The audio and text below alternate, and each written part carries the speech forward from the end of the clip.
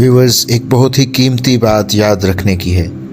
जब आप मुझ में कोई ऐप देखो तो मुझसे कहो, किसी और से नहीं, क्योंकि उस ऐप को मुझे ही बदलना है, किसी और को नहीं।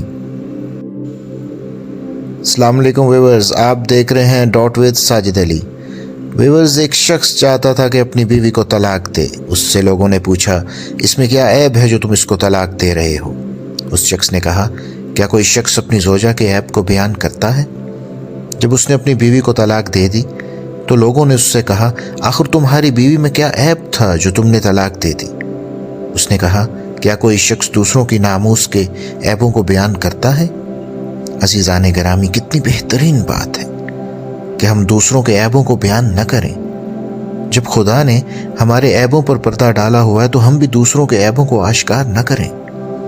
जिस तरह हम चाहते हैं कि हमारे ऐब दूसरों को पता ना चलें, उसी तरह अगर हमें किसी का ऐब पता चल गया है तो उसको छुपाएं, उसको आश्कार न करें। व्यूअर्स, एक बहुत ही कीमती बात याद रखने की है। जब आप मुझ में कोई ऐब देखो तो मुझसे कहो, किसी और से नहीं, क्योंकि उस ऐब को मुझे ही बदलना है, किसी और को नहीं। क्योंकि अगर मुझसे कहोगे तो नसीहत कहलाएगी और अजर मिलेगा, किसी और से कहोगे तो ग़ीबत कहलाएगा और गुनाह लिखा जाएगा। अफसोस, हमें अगर किसी की बुराई नज़र आती है तो हम सबको तो बताते हैं, मगर उसको नहीं बताते जिसमें बुराई होती है।